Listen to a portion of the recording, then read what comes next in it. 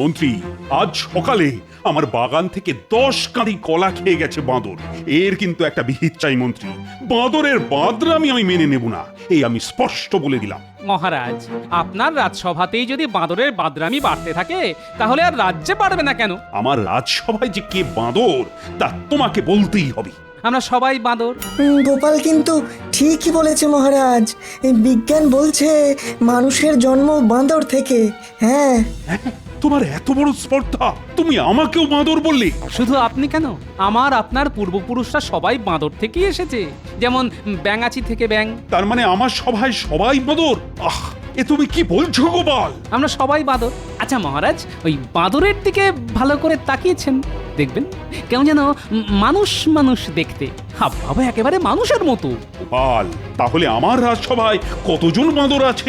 সবাই খারাপ বাঁদর নয়, কেউ ভালো বাঁদর চেয়ে নিয়ে খায়, আর কোনো কোনো বাঁদর আছে যারা কেড়ে নিয়ে খায়। এখন আবার কিছু নতুন বাঁদর এসে জুটেছে। মহারাজ, গোপাল কিন্তু আমাকে বড্ড অপমান করছে। ও যদি নিজে বাঁদর হয় তবে বাঁদরামির সমস্যা গোপাল নামের বাঁদরটাকেই দেওয়া হোক। মহারাজ, বাঁদরের বাদরামি কি করে বন্ধ করতে হয় তা আমি জানি, আপনি এ ব্যাপারে কোনো চিন্তা করবেন না। তাহলে তুমি সবার সামনে কথা দিলে বাঁদরের বাঁদরামি তুমি বন্ধ করবে, তাই তো?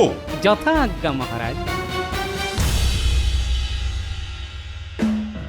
আজ তুমি যা দিলে না, মন্ত্রী মুখ একেবারে বাংলার 5 করে দিলে। হ্যাঁ, আমি তো কিছু মিথ্যে কথা বলিনি, বাঁদরকে বাঁদর বলেছি, ব্যাস এটাই আমার অপরাধ। একটা কথা কানে এলো, আমাদের মন্ত্রী নাকি পা ভাঙা ভগবানের বাড়িতে রোজ যাচ্ছে।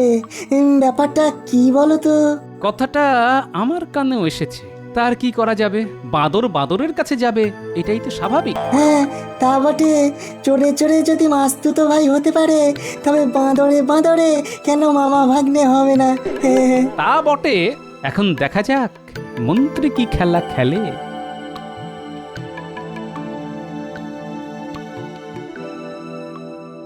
আয় আয়, তোরা যে আসবি আমি জানতাম। না এসে উপায় আছে? একটা কাজ আছে, তাই তোদের খোঁজ করছিলাম। কাজ ছাড়া কি আমাদের খোঁজ করে বলুন?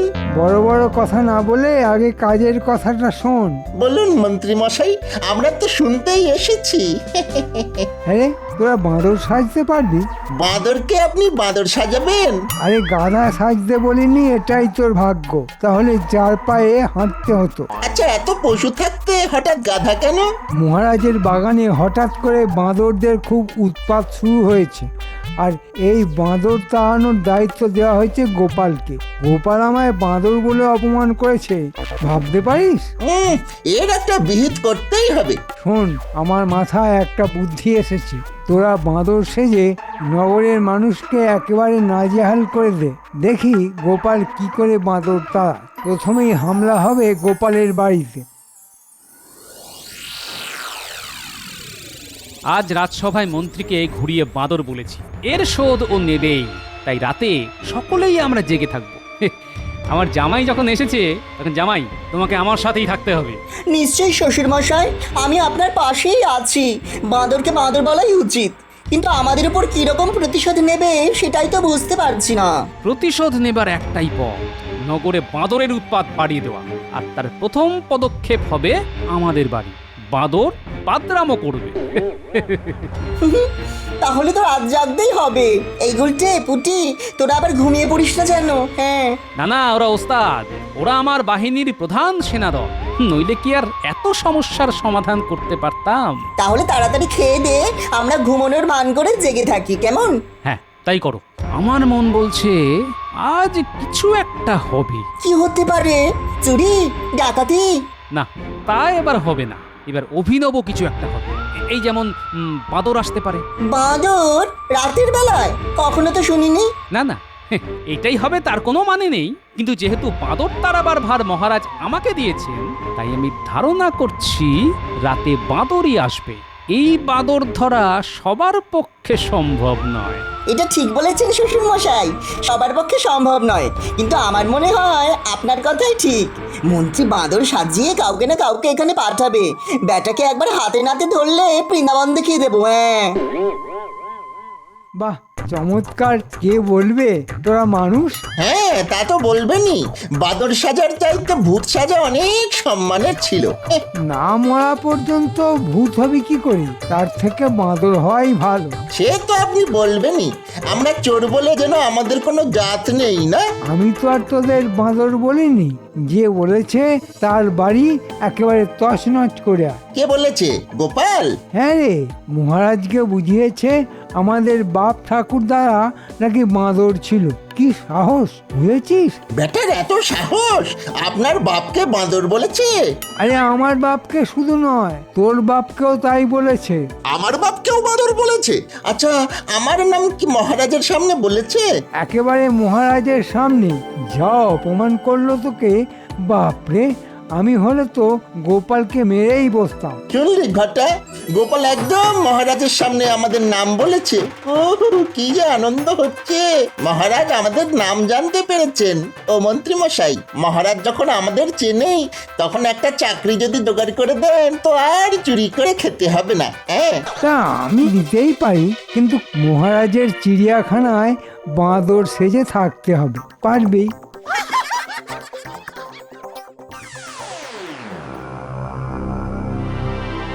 জামাই, এবার ওদের আসার সময় হয়ে গেছে। অনেক রাত হয়েছে। একটা কাজ করা যাক, তোমরা বাইরে বেরিয়ে লুকিয়ে থাকো। ওরা আসলে দূর থেকে ওদের লক্ষ্য রাখো। ঘরে আমি আছি, এখানে যা করার তাই করব। আসবে তো? আমার অনুমান কখনো মিথ্যে হয় না জামাই। আমার মন যখন বলছে আজ রাতেই কেউ আসবে, তখন আসবেই। তোমরা অন্ধকারে লুকিয়ে থাকো, লক্ষ্য রেখো। গোপাল বড় উপকার করেছে রে। মহারাজের কাছে আমাদের নাম বলেছে, তার মানে মহারাজ আমাদের চেনেন। কিন্তু আমাদের যে বাঁদর সেজে থাকতে হবে। থাকলে থাকবো, আর খেতে পড়তে তো পাবো। যদি রোজ কলা খেতে দেয় তবে কি হবে বলতো? এই কথাটা তো মাথায় আসেনি আমার। তোর বুদ্ধি আছে রে ঘটা। হ্যাঁ, আমার আর কি বুদ্ধি রে ঘটা, আমার বাবার যা বুদ্ধি ছিল না, তা তুই কল্পনাও করতে পারবি না।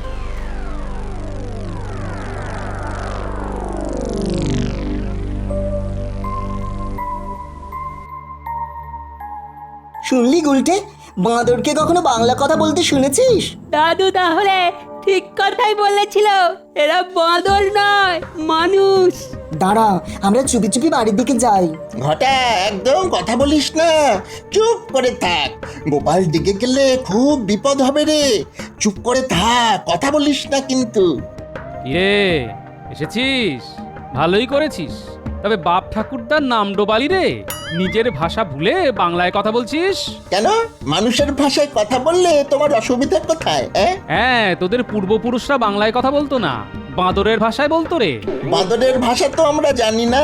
নিচে নামবো, একটু শিখিয়ে দেবে?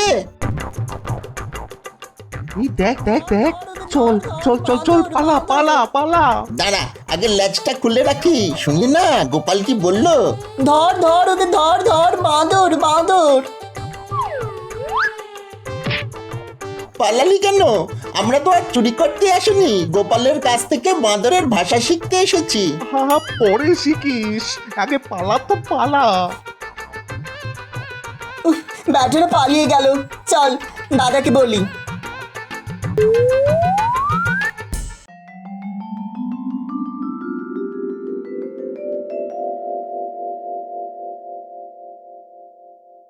কি গোপাল, বাঁদরের কোনো খবর আছে? আগে অনেক কথা হয়েছে মহারাজ, একেবারে মানুষের ভাষায়। সে কি, বাঁদর কথা বলছে বাংলা ভাষায়? কেন? গোপাল বলে গেল আমাদের বাপ ঠাকুরদারা নাকি বাঁদর ছিল। তাই যদি হয় মহারাজ, তাহলে বাঁদরের পক্ষে বাংলা বলাটা কি অসম্ভব? হ্যাঁ হ্যাঁ হ্যাঁ গোপাল, তোমার যুক্তি মেনে নিলে আমার পূর্বপুরুষরা তো বাংলা ভাষাতেই কথা বলবে, মানে সেটাই তো স্বাভাবিক। এই বিষয়টা একদিনে হয়নি, লক্ষ লক্ষ বছর ধরে বাঁদর ধীরে ধীরে মানুষ হয়েছে। হ্যাঁ, আসলে বিজ্ঞানী মহারাজ, লক্ষ বছর আগে কি বিজ্ঞানী জন্মেছিল যে সেই সময়কার কথা মনে আছে? তুমি জন্মেছিলে যে এই সত্যটাকে অস্বীকার করছো? তুমি কি নিজে দেখেছো সেই সময় মানুষ ঘুরে বেড়াচ্ছে? মহারাজ, এই বাঁদরগুলি তাদের ল্যাজ খুলে রেখে গেছে, দেখবেন। এই দেখুন। আরে, এ তো আমাদের খড় আর কাপড় দিয়ে তৈরি হয়েছে। মন্ত্রী, তার মানে এরা ঠিক বাঁদর নয়। বাঁদর সেজে যদি এরা নগরে বাঁদরামি করে তবে তার শাস্তি কিন্তু খুব খুব কঠিন হবে। আরো একটা কথা আছে, আজ পর্যন্ত কোনো বাঁদরকে দেখেছেন রাতে কারো বাড়িতে হামলা করেছে? রাতে কি ওরা চোখে এত ভালো দেখে মহারাজ? আলবাত দেখে, আমার বাড়িতে একটা বাঁদর এসে মাংস ভাত খেয়ে গেছে। এবার শুনবো বাঘ এসে মন্ত্রীর বাড়িতে সর ভাজা খেয়ে গেছে। হায় রে, জগতের কি হাল হলো! হ্যাঁ, না না না, আমি আর তর্ক করতে চাই না। আমি হাতে নাতে ফল চাই। বাঁদরের দলকে ধরতেই হবে। গোপাল, তোমার উপরই আমি এই দায়িত্ব দিয়েছি, সেটা কিন্তু ভুলে যেও না।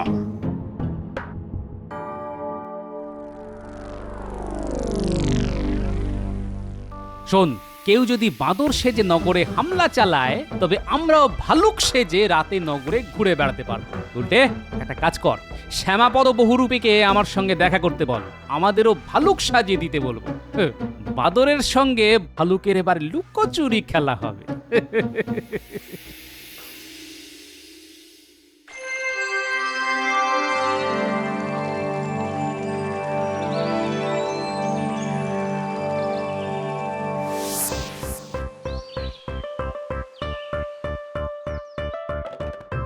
আরে এসো এসো শ্যামাপদ, তোমার হাতের ছোঁয়ায় আমাদের কয়েকজনকে ভালুক সাজিয়ে দিতে হবে। তা তোমার ভাল্লুক সাজার শখ হলো কেন এই বয়সে? গিন্নি তো মিষ্টি খাওয়ানো বন্ধ করে দিয়েছে, তাই ভাবলাম ভাল্লুক সাজলে জমিয়ে মিষ্টি খেতে পারবো। তখন আর কেউ মানা করতে পারবে না। না বৌঠান, গোপাল ভায়া কোনো উদ্দেশ্য ছাড়া এমন কাজ করবে না। নিশ্চয়ই কিছু একটা মতলব আছে। হ্যাঁ, তা একটা আছে বটে, ভালুক সেজে বাঁদর ধরবো। বাঁদর? তবে শুনলাম নগরের নাকি বাঁদরের উৎপাত বেড়ে গেছে। কি ব্যাপার বলো তো? সে পরে বলবো, আগে একটা কথা বলো, তুমিও ভালুক সাজবে তো? আমাদের সঙ্গে বাঁদর ধরতে যাবে তো? নিশ্চয়ই যাব। হ্যাঁ, বাঘ হলেই যেতাম না, কিন্তু বাঁদর সে আবার কোনো প্রাণী হলো নাকি? ঠিক বলেছ, আমরাও বাঁদর। বাঁদরের থেকেও বাঁদরামিতে মানুষ অনেক এগিয়ে আছে। যাক, এসব জ্ঞানের কথা বিজ্ঞানীর কাছ থেকে একদিন শুনে নিও।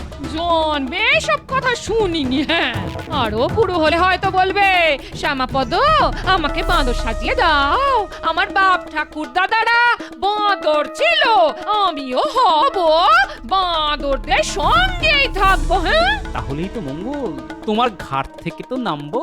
বলি ওখানে কোন বাঁদরানি পাবে? আমাকেই করতে হবে।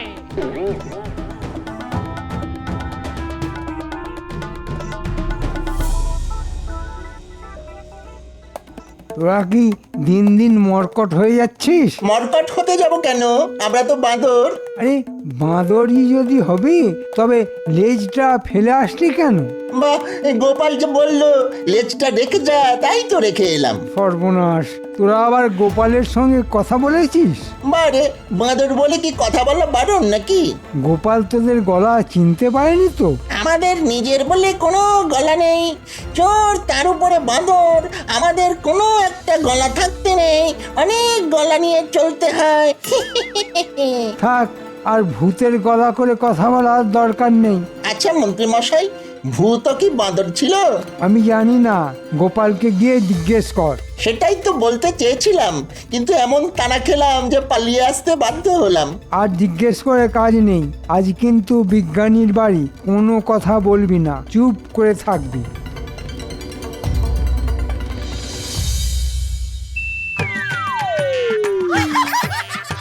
ভাল্লুকের সাজে তোমাকে কিন্তু চেনাই যাচ্ছে না।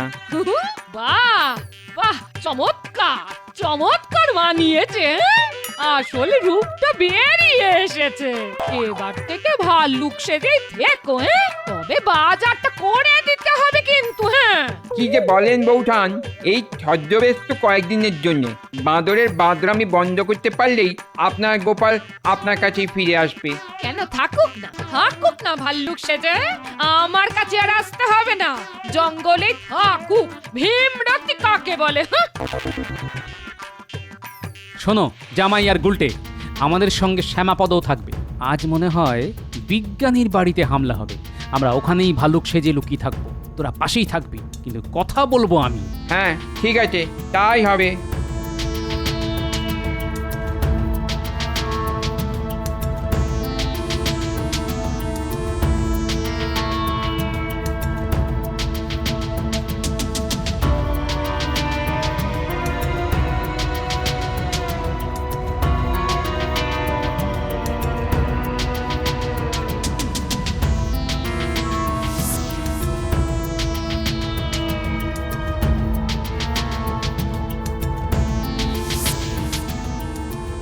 আমরা এখন বিজ্ঞানীর বাড়ির পাশে লুকিয়ে থাকবো। বাঁদর দেখলেই তাদের সঙ্গে ভাব জমাবো, ওদের কাছে আসতে দিতে হবে। তারপর যা করার আমি করব। তোরা শুধু ওদের তাড়া করবি না। ঠিক আছে। একদম কথা বলবি না, আমরা বাঁদর। যদি তাড়া খাই? ফ্যাচ ফ্যাচ করে মুখ ভেঙে যাবি, তাতে সবাই বুঝবে আমরা আসল বাঁদর। এই রে ঘটা, আমার লেজটা তুই আনিসনি? কি করে আনবো? মন্ত্রী তো তোকে নতুন একটা বানিয়ে নিতে বলেছিলাম না, আর তুই কিপটেমি করে বানালি না। এবার এবার কি হবে? হ্যাঁ, আমি সামনে মুখ দেখাবো আর তুই পেছন দেখাবি, যাতে ওরা তোর লেজ দেখতে পায়।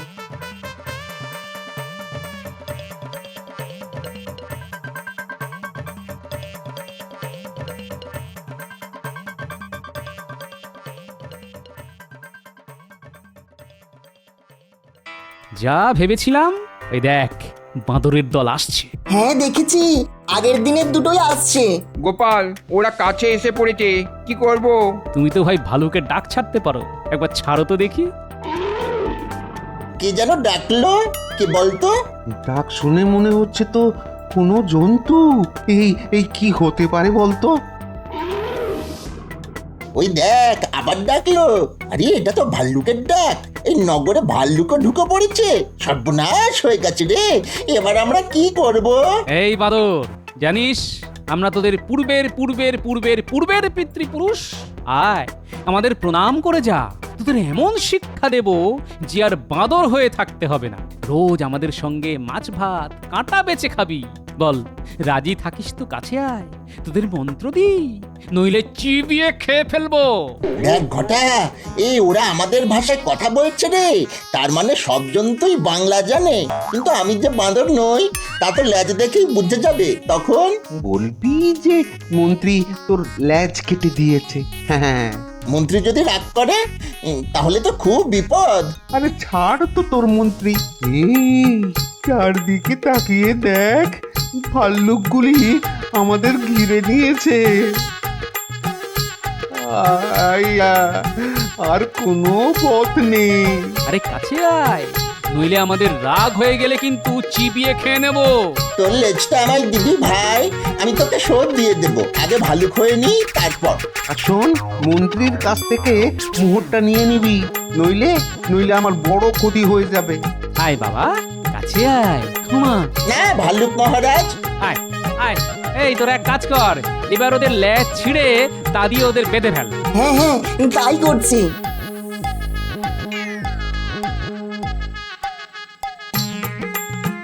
আমাদের লেজ দিয়ে আমাদের বাধা হচ্ছে, আমাদের অপরাধ কি? না না, তোদের কোনো অপরাধ নেই। বাঁদরের পোশাক না ছাড়ানো পর্যন্ত তোদের তো ভালুক হওয়া হবে না। শুনলাম মন্ত্রীও নাকি বাঁদর হয়ে গেছে। মন্ত্রী বাঁদর হয়ে গেছে? খুব ভালো হয়েছে। বেটা আমাদের ভালুক না বানিয়ে বাঁদর বানিয়ে দিয়েছিল। বাঁদরের থেকে ভালুক কত সুন্দর।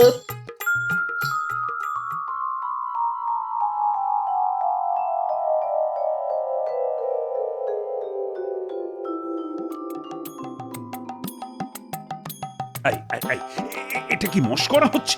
আমার রাজসভায় বাঁদর ভাল্লুক কি করে ঢুকলো? প্রহরী, প্রহরী, এদের ধরে চিড়িয়াখানায় নিয়ে যাও। আমাদের চিনতে পারছেন না মহারাজ? গোপাল, আরে আরে তুমি ভাল্লুক সেজে এসেছো কেন? আর সঙ্গে দুটো বাঁদরই বা কারা? মহারাজ, ভালুক কি আর শখ করে সেজেছি? বাঁদর ধরার জন্যই ভালুক সাজতে হলো। আমাদের কোনো দোষ নেই মহারাজ। মন্ত্রী আমাদের বাঁদর সাজিয়ে গোটা নগরে একটা গন্ডগোল বাঁধাতে চেয়েছিল। প্রথমেই গোপালের বাড়ি, তারপর বিজ্ঞানীর বাড়ি। কিন্তু গোপাল যে এমন একটা ভালুক সেজে আমাদের ধরে ফেলবে তা বুঝতে পারিনি। আমাদের ক্ষমা করে দিন মহারাজ। গোপাল, বাঁদরের একটা পোশাক মন্ত্রীর বাড়িতেই পাঠিয়ে দাও, আর বাড়ির চারদিকে পাহারা বসাও যাতে পালাতে না পারে। আগামী 7 দিন এই বাঁদরের পোশাকেই তাকে রাজসভায় আসতে হবে। মহারাজ, এই কৃতিত্ব কিন্তু আমার একার নয়। আমার জামাই গুলটে, পুঁটি, শ্যামাপদ বহুরূপী না থাকলে এই কাজ করতেই পারতাম না। আমার হয়ে এই রথরাজি ওদের দিলাম এই পুরস্কার হিসেবে।